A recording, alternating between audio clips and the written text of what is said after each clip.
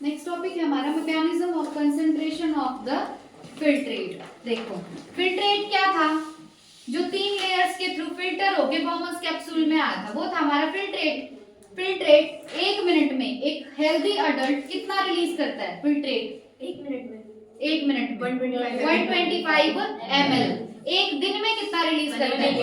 180 litre. पर बाहर तो हम निकालते हैं सिर्फ 1.5 लीटर। इसका मतलब क्या है कि जो यूरिन हम बाहर निकालते हैं वो कंसंट्रेटेड होता है, मतलब जो फिल्ट्रेट ऊपर से छन के आया है, जो फिल्टर हो गया है, उसका हमें कंसंट्रेशन करना पड़ेगा, ठीक है, उसको कंसंट्रेटेड बनाना पड़ेगा। तो नेक्स्ट टॉपिक क्या है हमारा कि जो फिल्ट्रेट नीचे फिल्टर हो गया है उसका क्या करना है?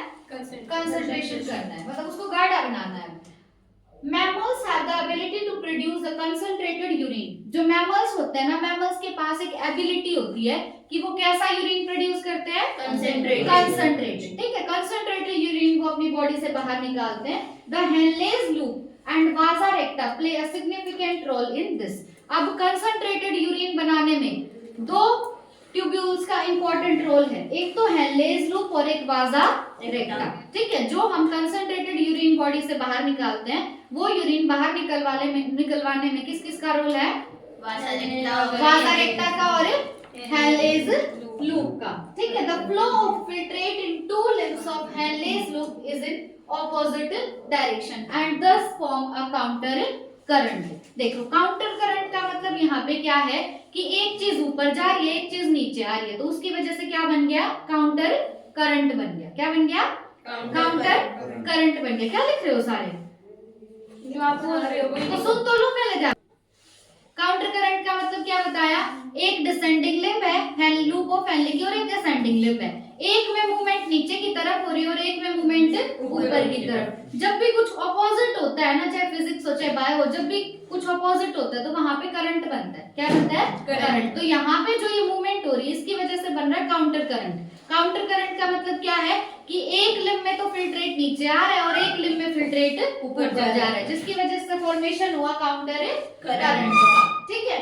The flow of blood through the two limbs of vasa recta also encounter current pattern. Vasa recta में भी क्या होता है? एक लिम्ब में फिल्ट्रेट नीचे जा रहा है और एक लिम्ब में फिल्ट्रेट ऊपर जा रहा है, तो वासा रेक्टा के अंदर भी बन रहा है काउंटर करंट। क्या बन रहा है? Counter current. तो हमने देखा कि मैमल्स के पास एक एबिलिटी होती है कि वो कंसंट्रेटेड यूरिन पास कर सकते हैं। अब कंसंट्रेटेड यूरिन अगर बनाना है तो उसमें दो चीजों का रोल है, एक तो लूप ऑफ हेनले का और एक वासा रेक्टा का। अब दोनों के पास दो लिम्ब होते हैं, लूप ऑफ हेनले के पास भी और वासा रेक्टा के पास भी। देखो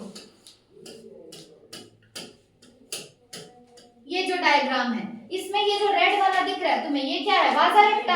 वासा रेक्टा का भी ये तो डिसेंडिंग लिंब हो गया और ऊपर वाला असेंडिंग लिंब। जो येलो वाला है ये है loop of Henle. Loop of Henle का ये डिसेंडिंग लिंब और ये असेंडिंग लिंब। तो डिसेंडिंग लिंब में फिल्ट्रेट नीचे आता है, असेंडिंग लिंब में फिल्ट्रेट ऊपर जाता है। इसी तरीके से वासा रेक्टा में होगा। तो दोनों जो लिंब हैं उनमें फिल्ट्रेट की ऑपोजिट मूवमेंट है, जिसकी वजह से बनता है काउंटर करंट। क्या बनेगा? काउंटर करंट बनेगा।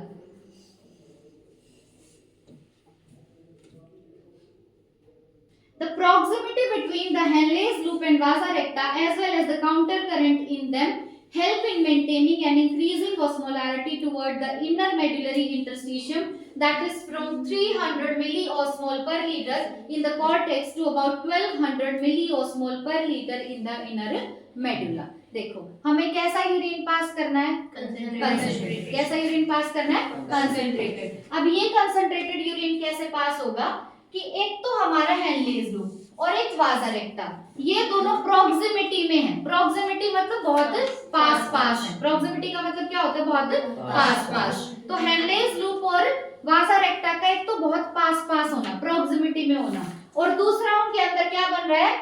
काउंटर करंट बन रहा है। ये दो रीजन है, एक तो उनके बीच की प्रॉक्सिमिटी और एक उनके अंदर बनने वाला काउंटर करंट। इन दो रीजंस की वजह से क्या होता है कि जो इनर मेडुलरी इंटरस्टिशियम है वहां पे ऑस्मोलैरिटी ज्यादा होती है as compared to cortex. Cortex में ऑस्मोलैरिटी कितनी है? 300 मिलीऑस्मोल पर लीटर, जबकि इनर मेडुला में ऑस्मोलैरिटी कितनी होगी? 1200 मिलीऑस्मोल पर लीटर। देखो फिर से बताती हूँ, ध्यान से सुनना।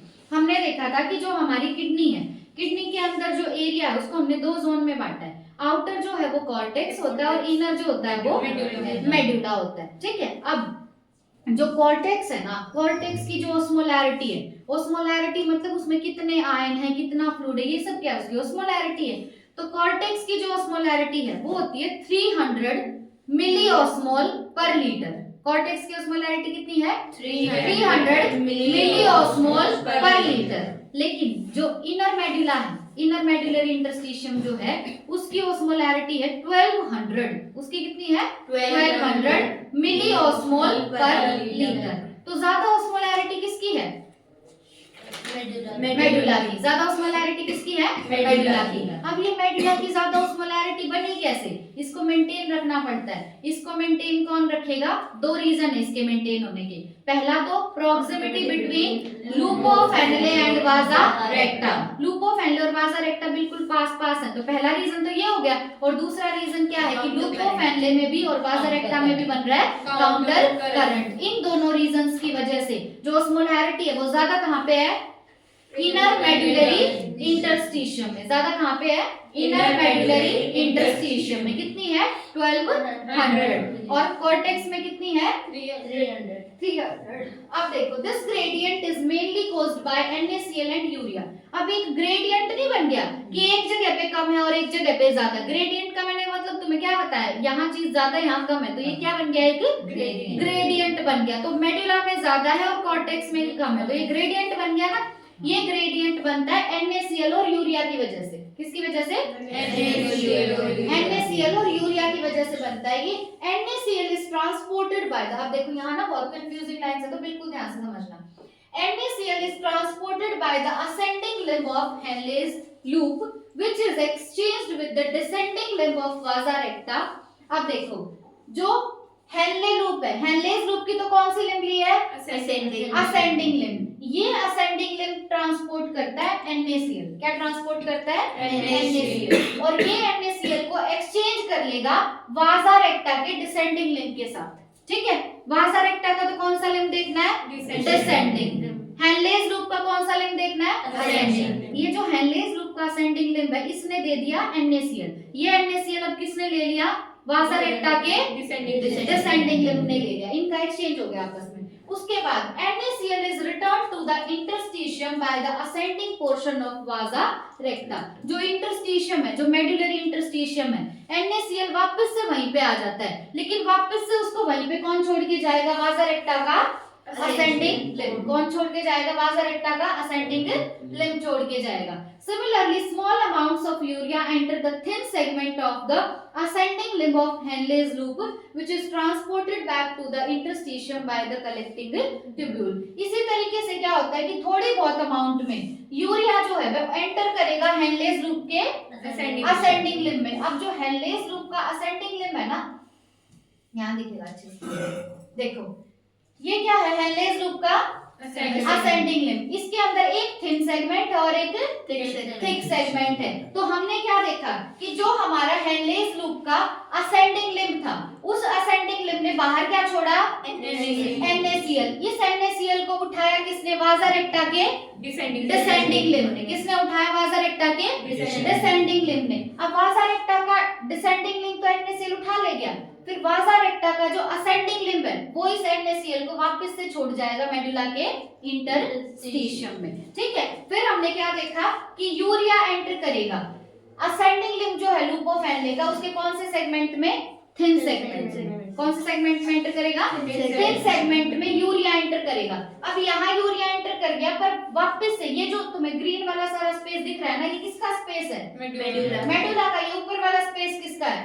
कॉर्टेक्स का। तो ये जो मेडुलरी इंटरस्टिशियम है, ये सारा स्पेस, इसके अंदर यूरिया कौन छोड़ के जा रहा है?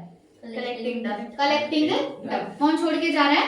Collecting duct. ठीक है, समराइज करूंगी इसको, चिंता मत।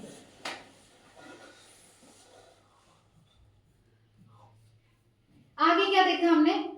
The above described transport of substances facilitated by the special arrangement of Henle's loop and vasa recta is called counter current mechanism. अब ये जो सारा ट्रांसपोर्ट चल रहा है, किस किस का ट्रांसपोर्ट देखा, NaCl का और यूरिया का, ये ट्रांसपोर्ट किसकी हेल्प से हो रहा है, एक स्पेशल अरेंजमेंट है ना, किस किस का स्पेशल अरेंजमेंट है, Henle's loop का और vasa recta का। तो ये जो पूरा मैकेनिज्म चल रहा है, इस मैकेनिज्म को हम बोलते हैं काउंटर करंट मैकेनिज्म। क्या बोलते हैं, counter current mechanism. This mechanism helps to maintain a concentration gradient in the medullary interstitium. इसकी वजह से क्या बन जाता है, मेडुलरी इंटरस्टिशियम में एक कंसंट्रेशन ग्रेडियंट बन जाता है। क्या बन जाता है, कंसंट्रेशन ग्रेडियंट बन जाता है। और ये जो है, ये जो इंटरस्टिशियल ग्रेडियंट है, जो मेडुला के इंटरस्टिशियल में जो ग्रेडियंट बना है, इसकी वजह से क्या होगा, इजी पैसेज होगा वाटर का from the collecting tubule thereby concentrating the filtrate यानी यूरिन। अब इसकी वजह से क्या होता है कि जो हमारा कलेक्टिंग ट्यूब्यूल है, कलेक्टिंग ट्यूब्यूल से क्या निकल जाएगा, वाटर। अगर कहीं से वाटर निकल जाता है तो उसकी कंसंट्रेशन बढ़ जाती है, कम होती है, बढ़ जाती है ना। तो कलेक्टिंग ट्यूब्यूल से वाटर निकल जाएगा और वाटर निकलने की वजह से अब जो हमारा यूरिन है यानी जो फिल्ट्रेट है वो कैसा हो जाएगा, कंसंट्रेटेड। कैसा हो जाएगा, concentrated. Human kidneys can produce urine nearly 4 times concentrated than the initial filtrate formed.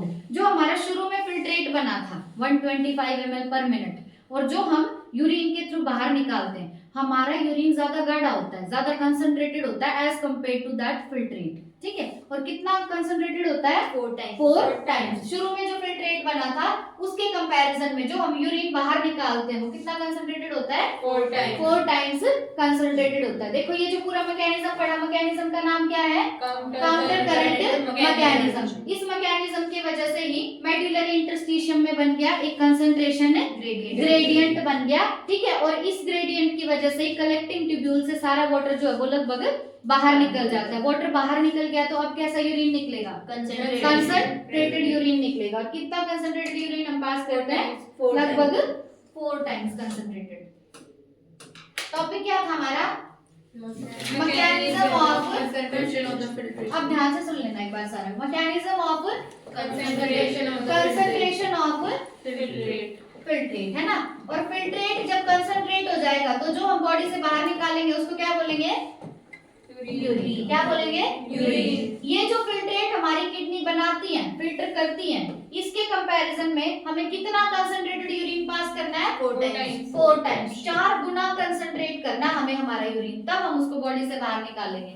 अब देखो ये जो कंसंट्रेशन होगा यूरिन का, इसके लिए हमें 2 चीजों की जरूरत है। पहला लूप ऑफ हेनले। पहला क्या है, लूप ऑफ हेनले। दूसरा क्या है, वाजा रेक्टा। दूसरा क्या है, वाजा रेक्टा। अब चाहे लूप ऑफ हेनले हो चाहे वाजा रेक्टा हो, इनके अंदर एक होता है असेंडिंग लिम्ब और एक होता है डिसेंडिंग लिम्ब। अब दोनों के लिम्ब में क्या होगा, अगर डिसेंडिंग लिम्ब में फिल्ट्रेट की मूवमेंट नीचे है तो असेंडिंग लिम्ब में फिल्ट्रेट की मूवमेंट ऊपर होगी। इसी तरीके से इसमें होगा। तो इस मूवमेंट की वजह से यहाँ पे बनता है काउंटर करंट। क्या बनता है यहाँ पे, काउंटर करंट बनता है। उसके बाद हमने क्या देखा था कि हमारा जो मेडुलरी इंटरस्टिशियम है, जो मेडुला वाला नीचे का सारा एरिया है, वहां पे ऑस्मोलैरिटी कितनी है, 1200 मिली ऑस्मोल पर लीटर। कितनी है, 1200 मिली ऑस्मोल पर लीटर। जबकि कॉर्टेक्स में ऑस्मोलैरिटी कितनी है, 300 मिली ऑस्मोल पर लीटर। ठीक है, कॉर्टेक्स में ऑस्मोलैरिटी कितनी है, 300 मिली ऑस्मोल पर लीटर। जबकि मेडुलरी इंटरस्टिशियम में कितनी है, 1200 मिली ऑस्मोल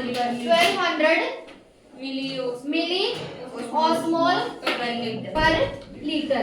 अब ज्यादा कहाँ पे लग रही है तुम्हें ऑस्मोलैरिटी, मेडुला में। तो मेडुलरी इंटरस्टिशियम में ये जो हाई ऑस्मोलैरिटी है इसको मेंटेन किया जाता है 2 रीजंस की वजह से। पहला रीजन क्या है, काउंटर करंट। पहला रीजन क्या है, काउंटर करंट। दूसरा रीजन है वेरी गुड। दूसरा रीजन क्या है, proximity between Henle's loop and वाजा रेक्टा, कि हेनलेज लूप और वाजा रेक्टा पास है। ये 2 रीजन है इस हाई ऑस्मोलैरिटी के। फिर हमने देखा था कि ये जो कंसंट्रेशन ग्रेडियंट बन रहा है कि मेडुला में ज्यादा है और कॉर्टेक्स में कम है। ये कंसंट्रेशन ग्रेडियंट होता है दो इलेक्ट्रोलाइट्स की वजह से। पहला क्या है NaCl, पहला क्या है NaCl, दूसरा क्या था यूरिया, दूसरा क्या है यूरिया। अब ज्यादा इंपॉर्टेंट है इनका ट्रांसपोर्ट। देखो ये मान लो बना दिया हमने लूप ऑफ हेनले। अब लूप ऑफ हेनले के साथ साथ ही जाता है हमारा वाजा रेक्टा, ठीक है। दूसरा क्या हमारा वाजा रेक्टा, ये मान लो होगी तुम्हारी वाजा रेक्टा। तो पहले हम देखेंगे किसका ट्रांसपोर्ट NaCl का, पहले किसका देखेंगे NaCl का। अब बताओ असेंडिंग चीज इंपॉर्टेंट लगती है हमें या डिसेंडिंग? असेंडिंग। तो पहले हम असेंडिंग से शुरू करेंगे, ठीक है। कहां से शुरू कर रहे हैं? असेंडिंग से। तो तुम उठा लो लूप ऑफ हेनले का कौन सा लिंब? Ascending limb. अब जो लूप ऑफ हेनले का असेंडिंग लिंब है ये बाहर छोड़ेगा NaCl। क्या छोड़ेगा बाहर? NaCl। किसने बाहर छोड़ दिया? NaCl। क्या छोड़ दिया बाहर? NaCl। ये NaCl कौन उठा लेता है? वाजा रेक्टा का डिसेंडिंग लिंब। ये है वाजा रेक्टा का डिसेंडिंग लिंब, ठीक है। तो लूप ऑफ हेनले के असेंडिंग लिंब ने बाहर क्या निकाला? NaCl। उस NaCl को किसने उठा लिया? वाजा रेक्टा के डिसेंडिंग लिंब ने। अब ये जो सारा नीचे वाला स्पेस दिख रहा है तुम्हें, हमें पता है कि जो लूप ऑफ हेनले वो किस में डिप होता है? मेडुला में। लूप ऑफ हेनले किस में डिप होता है? मेडुला में। तो अब ये मेडुलरी जो रीजन है ये कह रहा है कि मेरे को मेरा NaCl वापस चाहिए, क्योंकि ऑस्मोलैरिटी ज्यादा किसकी है? मेडुला की। ऑस्मोलैरिटी ज्यादा किसकी है? मेडुला की। तो मेडुला कह रहा है मेरे को मेरा NaCl वापस चाहिए। तो जो वाजा रेक्टा है उसने NaCl एक्सेप्ट किया बाय इट्स डिसेंडिंग लिंब, पर इस मेडुला में वो NaCl वापस छोड़ देगा बाय इट्स असेंडिंग लिंब। समझ रहे हो? अपने असेंडिंग लिंब के थ्रू उसने NaCl वापस छोड़ दिया। कौन से रीजन में? मेडुला रीजन में। ये जो सारा रीजन है किसका है? मेडुला का। तो ये बात तो कर ली हमने किसकी? NaCl। किसकी बात की? NaCl की। अब हमें देखना है यूरिया। दूसरा क्या है? यूरिया क्या करेगा? यूरिया आएगा ascending limb of loop of Henle के पास। यहां से असेंडिंग लिंब में क्या एंटर किया? यूरिया। क्या एंटर कर गया? यूरिया एंटर कर गया, ठीक है। लेकिन अब क्या होगा? यूरिया वापस से किस में जाएगा? क्या देखा था हमने? कलेक्टिंग हाँ मेडुला में जाएगा, लेकिन किसके थ्रू? कलेक्टिंग डक्ट के थ्रू। यहाँ पे क्या प्रेजेंट है हमारी? Collecting duct. यूरिया किस में एंटर किया था? हेनलेस लूप के असेंडिंग लिंब में एंटर किया था, लेकिन वापस से हमें ऑस्मोलैरिटी तो ज्यादा किसकी रखनी है? मेडुला की। तो मेडुला की ऑस्मोलैरिटी ज्यादा रखनी है, तो मेडुला में अब यूरिया कौन छोड़ेगा? Collecting duct. तुम्हें याद है हमने कलेक्टिंग डक्ट में फंक्शन पढ़ा था कि कलेक्टिंग डक्ट मेडुला में क्या छोड़ता है ऑस्मोलैरिटी हाई रखने के लिए? यूरिया। पेज पलट के देखो बेशक, कलेक्टिंग डक्ट में हमने लिखा था कि मेडुलरी इंटरस्टिशियम की ऑस्मोलैरिटी हाई रखने के लिए कलेक्टिंग डक्ट मेडुला रीजन में क्या छोड़ता है? यूरिया छोड़ता है। और मेडुला से यूरिया उठाता कौन है? Ascending limb of loop of Henle. लेकिन इंपॉर्टेंट बात क्या है कि ये जो असेंडिंग लिंब है इसके दो सेगमेंट हैं, एक है थिक सेगमेंट और एक है थिन सेगमेंट। तो ये यूरिया कौन सा सेगमेंट उठाता है? असेंडिंग लिंब का थिन सेगमेंट उठाता है, ठीक है।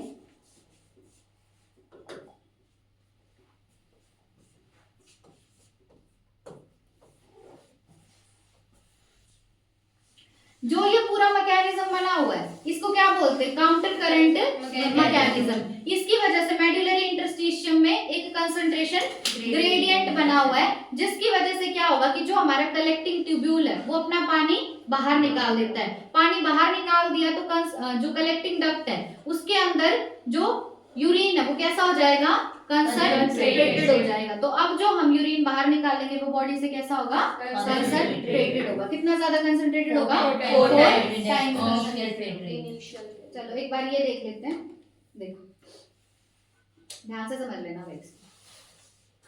ये जो रेड वाला दिख रहा है तुम्हें टफ्ट ऑफ कैपिलरीज, ये क्या है? ग्लोमेरुलस। ग्लोमेरुलस घिरा हुआ है कप शेप्ड स्ट्रक्चर से। कप शेप्ड स्ट्रक्चर का नाम बॉमस कैप्सूल। बॉमस कैप्सूल की कितनी वॉल होंगी? 2। कितनी वॉल होंगी? 2। अब ग्लोमेरुलस प्लस बॉमस कैप्सूल पूरे स्ट्रक्चर को क्या बोलेंगे? मालफिजियन बॉडी या रीनल कॉर्पस, ठीक है। अब ग्लोमेरुलस तक जो लेके आता है उसको बोलेंगे जो ग्लोमेरुलस से दूर लेके जाएगा वो होगा Efferent efferent arteriole। फिर हमने देखा कि बॉमर्स कैप्सूल के बाद जो रीनल ट्यूब्यूल का नेक्स्ट पार्ट था वो था PCT। क्या था? PCT यानी प्रॉक्सिमल कन्वोल्यूटेड ट्यूब्यूल। ठीक है, अब ये जो तुम्हें ऊपर वाला पार्ट दिख रहा है, यहाँ से ये जो डॉटेड लाइन है, इससे ऊपर वाला पार्ट किसका है? कॉर्टेक्स का। फिर मेडुला के क्या क्या पार्ट है? एक तो आउटर मेडुला और एक इनर मेडुला। इसको बोलते हैं इनर मेडुलरी इंटरस्टिशियम। क्या बोलते हैं? Inner medullary interstitium. तो देखो कॉर्टेक्स में, यहाँ से देखो कॉर्टेक्स में ऑस्मोलैरिटी कितनी है? 300। कितनी ऑस्मोलैरिटी? 300। अब हम नीचे आ रहे हैं, 300 से ऑस्मोलैरिटी होगी 400, 400 से होगी 600, फिर 800, फिर 1000, 1200, वापस से 900 होगी। ऐसा क्यों? क्योंकि हमने देखा था ये क्या हमारा किसका स्ट्रक्चर बना दिया हमने? Loop of Henle. बिल्कुल ध्यान से समझना, लूप ऑफ हेनले का जो डिसेंडिंग लिंब होता है वो परमिएबल होता है फॉर वाटर, पर इम्परमिएबल होता है फॉर इलेक्ट्रोलाइट्स। तो जैसे जैसे फिल्ट्रेट नीचे आएगा उसकी कंसंट्रेशन बढ़ेगी। देखो वाटर बाहर निकल रहा है ना, वाटर बाहर निकल रहा है तो अंदर जो फिल्ट्रेट है उसकी कंसंट्रेशन बढ़ेगी। कॉर्टेक्स में कितनी थी? 300, फिर होगी 400, फिर और पानी निकला तो कितनी होगी? 600, फिर और पानी निकला कितनी होगी?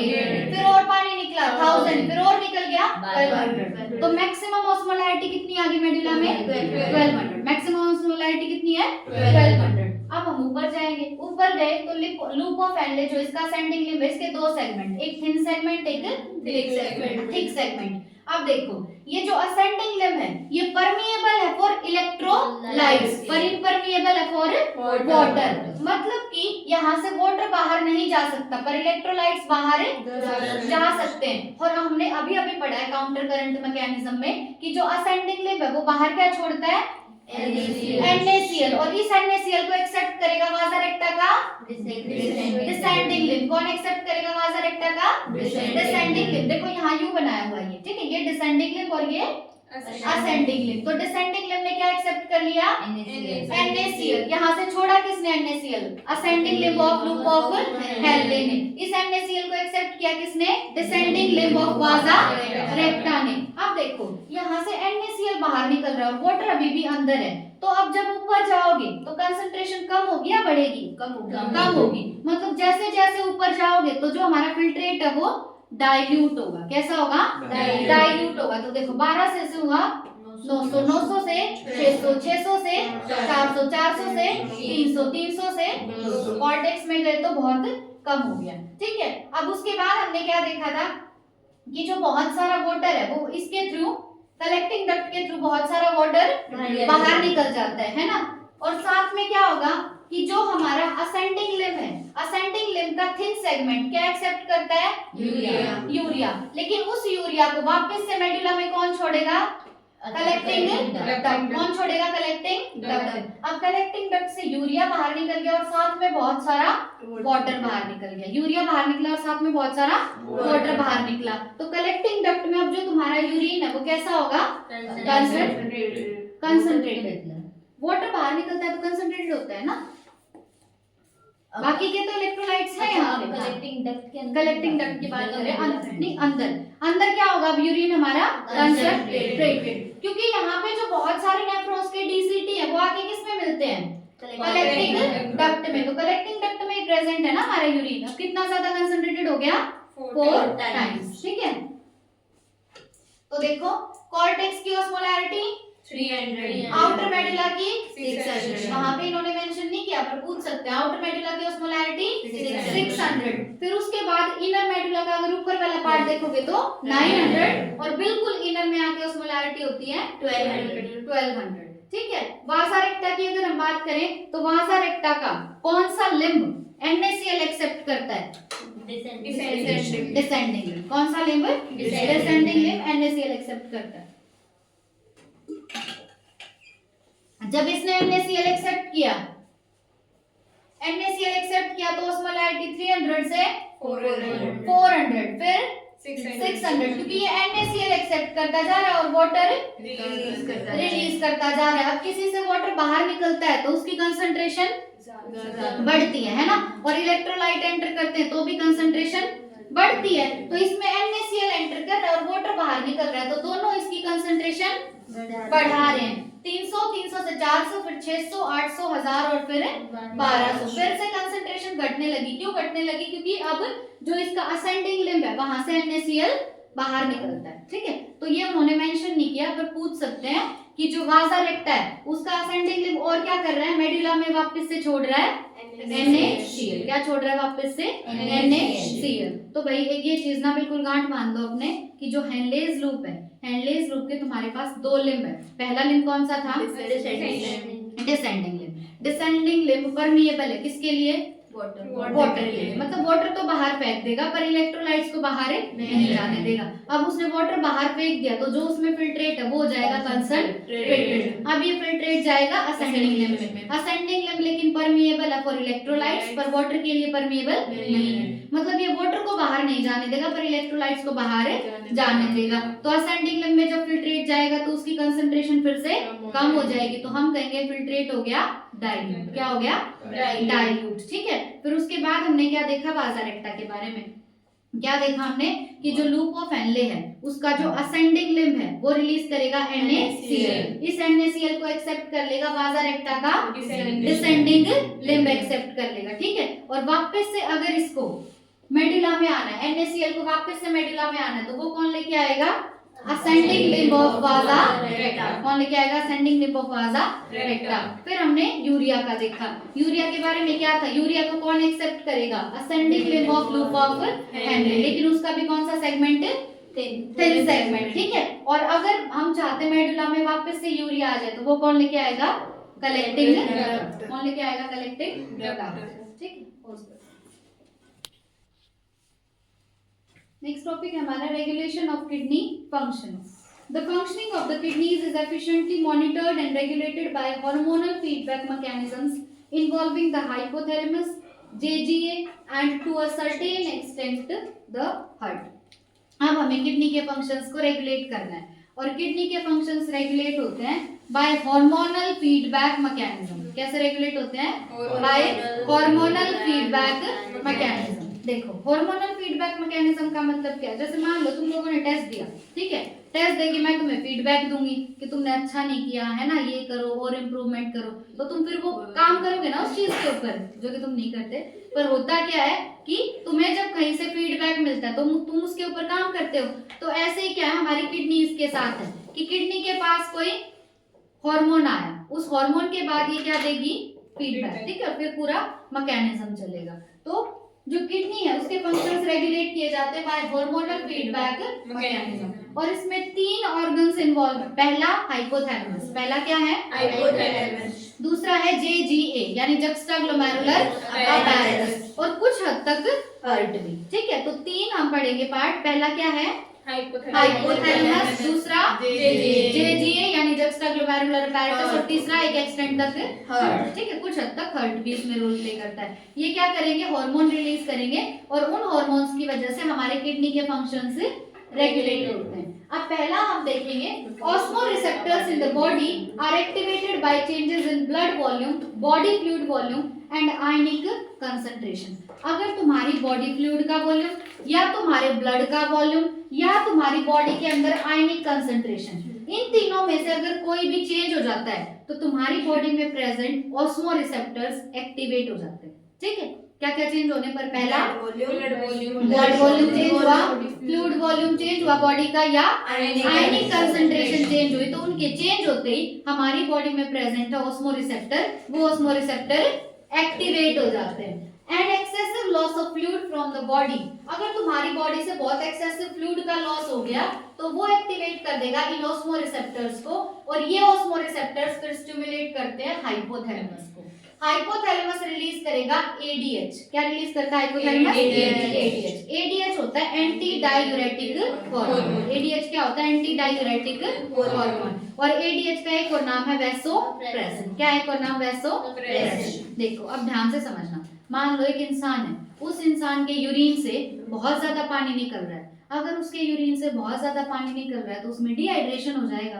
तो ये जो बहुत ज्यादा पानी निकल रहा है ना उसके यूरिन से, इस कंडीशन को बोलते हैं डायूरेसिस। क्या बोलते हैं? डायूरेसिस। तो क्या हम चाहेंगे कि डायूरेसिस हो? हम नहीं चाहते ना हमें डायूरेसिस हो। मतलब हम चाहते कि हमारे यूरिन से ज्यादा पानी ना निकले। मतलब हमें डायूरेसिस को रोकना है। डायूरेसिस को रोकना है तो हमें कौन सा हार्मोन चाहिए? Anti diuretic hormone. कौन सा हार्मोन चाहिए? Anti diuretic hormone. हम चाहते हैं कि ये जो डायूरेसिस है ये सप्रेस हो जाए, तो हमें चाहिए वैसोप्रेसिन। क्या चाहिए? वैसोप्रेसिन। तो एडीएच का एक और नाम क्या है? वैसोप्रेसिन। अब वैसोप्रेसिन कहाँ से आता है? न्यूरोहाइपोफाइसिस। वैसोप्रेसिन कहाँ से आता है? न्यूरोहाइपोफाइसिस से। अब देखो हम ना हार्मोन वाला जो चैप्टर है उसमें पढ़ेंगे न्यूरोहाइपोफाइसिस क्या है। क्या है तनिष्क, तुमने पढ़ा न्यूरोहाइपोफाइसिस?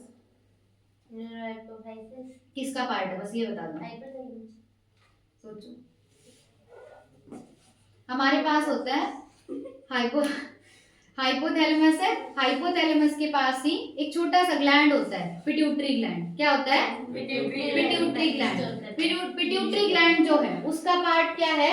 न्यूरोहाइपोफाइसिस। पिट्यूटरी ग्लैंड का पार्ट क्या है? न्यूरोहाइपोफाइसिस। ठीक है। वो जो न्यूरोहाइपोफाइसिस है वो वैसोप्रेसिन को स्टोर करता है ना, लेकिन रिलीज कौन करता है? बनाता कौन है? हाइपोथैलेमस है। पर स्टोर कौन करता है? पिट्यूटरी का न्यूरोहाइपोफाइसिस। ठीक है। ADH facilitates water reabsorption from the later parts of the tubule। अब ये ADH रिलीज हो गया। ADH क्या करेगा? जो हमारा ट्यूब्यूल है, ट्यूब्यूल मतलब जो रीनल ट्यूब्यूल है, रीनल ट्यूब्यूल का लेटर पार्ट, बाद वाला पार्ट कौन सा था रीनल ट्यूब्यूल का? दूर वाला पार्ट DCT। क्या था? DCT। ACT जो ADH है, ADH DCT को बोलेगा कि तू वाटर का क्या कर ले? रीअब्सॉर्प्शन कर ले। अगर डीसीटी ने वाटर का रीअब्सॉर्प्शन कर लिया तो क्या अब यूरिन से ज्यादा पानी बाहर निकलेगा? नहीं। यूरिन से ज्यादा पानी बाहर अब नहीं निकलेगा। मतलब डायूरेसिस हो गया अब प्रिवेंट। ठीक है। An increase in body fluid volume. अगर तुम्हारी बॉडी में बॉडी फ्लूइड वॉल्यूम बढ़ जाए तो उससे ये ऑस्मोरिसेप्टर स्विच ऑफ हो जाएंगे। ऑस्मोरिसेप्टर स्विच ऑफ हो गए तो अब एडीएच जो है वो रिलीज नहीं होगा और हमारा फीडबैक कंप्लीट हो गया। ADH can also affect the kidney function by it's constrictory effect on blood vessels. ADH जो है वो किडनी के जो फंक्शंस है उनको एक और तरीके से अफेक्ट करता है, क्योंकि ये ब्लड वेसल्स को कॉन्स्ट्रिक्ट करा सकता है। ब्लड वेसल्स को क्या करा सकता है? कॉन्स्ट्रिक्ट। अगर कोई चीज कॉन्स्ट्रिक्ट हो रही, जैसे तुम्हारे पास पानी की पाइप है, अगर तुम उसको कॉन्स्ट्रिक्ट करोगे तो वहां प्रेशर बढ़ेगा या कम होगा? बढ़ेगा, है ना। पानी की पाइप होती है उसको ऐसे दबाते हैं आगे से तो प्रेशर क्या होता है? बढ़ता है ना। तो अगर तुम्हारी ब्लड वेसल्स कॉन्ट्रैक्ट होंगी तो ब्लड प्रेशर बढ़ेगा। अब ब्लड प्रेशर अगर बढ़ गया तो इसकी वजह से जो तुम्हारा ग्लोमेरुलस में जो फिल्ट्रेट आ रहा था उसका फ्लो भी बढ़ जाएगा। ग्लोमेरुलर में आने वाला ब्लड बढ़ गया तो जो तुम्हारा GFR है, ग्लोमेरुलर फिल्ट्रेशन रेट, वो भी बढ़ जाएगा। ठीक है। अब बिल्कुल ध्यान से समझना, समराइज कर रही हूँ उसको, बहुत ज्यादा इंपॉर्टेंट है। देखो हमने देखा कि हमें किडनी के फंक्शंस को रेगुलेट करना है। तीन चीजें हेल्प कर सकती किडनी के फंक्शंस को रेगुलेट करने में। पहला तो क्या है? हाइपोथैलेमस। पहला क्या है? हाइपोथैलेमस। पहला क्या है? हाइपोथैलेमस। दूसरा है JGA। दूसरा क्या है? JGA। और तीसरा है हार्ट। एक एक्सटेंट तक, कुछ हद तक हार्ट भी रेगुलेट करता है किडनी के फंक्शंस को। ये तीनों कौन से मैकेनिज्म से काम करेंगे? Hormonal feedback mechanism. कैसे काम करते हैं? Hormonal feedback mechanism. अब बिल्कुल ध्यान से समझना कैसे काम करेंगे। देखो अगर हमारी बॉडी में बॉडी फ्लूइड चेंज हो गया, कम नहीं मतलब ज्यादा भी हो सकता है, अगर हमारी बॉडी में बॉडी फ्लूइड चेंज हो गया, ठीक है, या ब्लड वॉल्यूम चेंज हो गया, है ना, या आयनिक कंसंट्रेशन चेंज होगी, तो ये तीनों चेंज होते ही हमारी बॉडी में प्रेजेंट ऑस्मोरिसेप्टर्स क्या हो जाएंगे? एक्टिवेट हो जाएंगे। हमारी बॉडी में प्रेजेंट ऑस्मोरिसेप्टर, जैसे ही इन तीनों में से कोई भी चेंज होगा तो हमारे जो ऑस्मोरिसेप्टर है वो एक्टिवेट हो जाएंगे। अब ये ऑस्मोरिसेप्टर एक्टिवेट होने के बाद एक्टिवेट करते हैं हाइपोथैलेमस को। किसको एक्टिवेट करेंगे? हाइपोथैलेमस को। हाइपोथैलेमस जो है अब वो रिलीज करता है हार्मोन। हाइपोथैलेमस क्या रिलीज करेगा? एक हार्मोन रिलीज करेगा। उस हार्मोन का नाम है ADH। हार्मोन का नाम क्या है? ADH। ADH मतलब एंटी डायूरेटिक हार्मोन। ADH क्या है? Anti diuretic hormone. ADH का एक और नाम वैसोप्रेसिन। एक और नाम क्या है? वैसोप्रेसिन।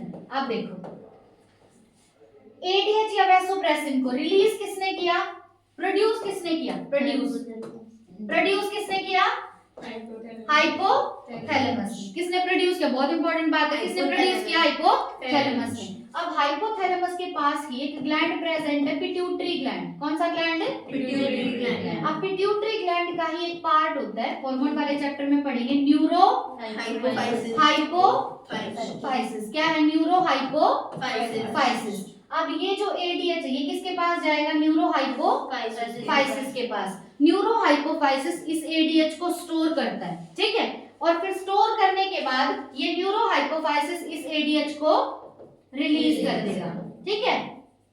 एडीएच को रिलीज कौन करेगा, न्यूरो हाइपोफाइसिस। न्यूरो हाइपोफाइसिस किसका पार्ट है, पिट्यूटरी का। लेकिन एडीएच को बनाता कौन है, हाइपोथैलेमस। बनाता कौन है, हाइपोथैलेमस। अब ये जो एडीएच है या वैसोप्रेसिन है ये डीसीटी को बोलेगा, किसको बोलेगा, डीसीटी। या तो पेपर में डीसीटी लिखा आएगा या later part of the tubule. Later मतलब बाद वाला जो पार्ट है ट्यूब्यूल का।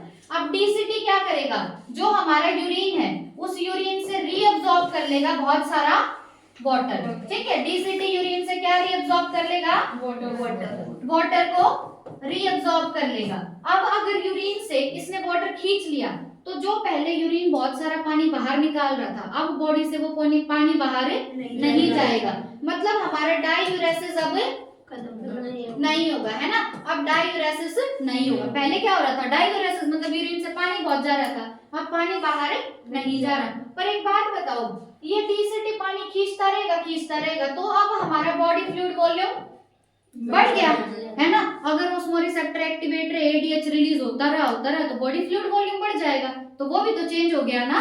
बॉडी फ्लूइड वॉल्यूम ज्यादा भी नहीं होना चाहिए। अब अगर बॉडी फ्लूइड वॉल्यूम ज्यादा हो गया तो अब ऑस्मोरिसेप्टर्स को कर दिया जाएगा स्विच ऑफ। अब ऑस्मोरिसेप्टर्स को क्या कर दिया जाएगा, स्विच ऑफ। ऑस्मोरिसेप्टर्स अगर स्विच ऑफ हो गए तो अब और एडीएच रिलीज नहीं होगा, ठीक है। और एडीएच रिलीज नहीं होगा तो अब हमारा जो बॉडी फ्लूइड वॉल्यूम है वो नॉर्मल हो जाएगा, ठीक है। अब उसके बाद हमने देखा था कि एडीएच जो है वो एक और इम्पोर्टेंट रोल प्ले करता है। एडीएच है वैसोकॉन्स्ट्रिक्टर। बहुत इंपॉर्टेंट बात है, एडीएच क्या है, वैसोकॉन्स्ट्रिक्टर।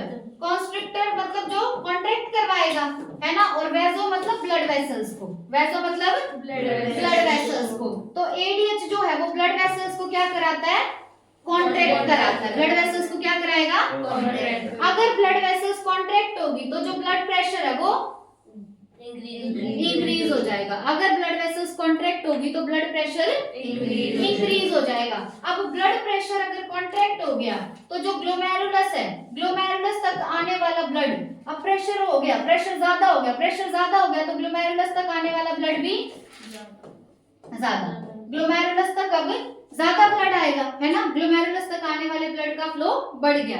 अब यहाँ आने वाले ब्लड का फ्लो बढ़ गया तो बॉमर्स कैप्सूल में जो फिल्ट्रेट आ रहा है वो फिल्ट्रेट भी बढ़ गया। ऊपर से ब्लड ज्यादा आ रहा है तो फिल्ट्रेट भी बढ़ गया, तो यहाँ आने वाला जो जीएफआर है यानी ग्लोमेरुलर फिल्ट्रेशन रेट वो भी बढ़ जाएगा, ठीक है।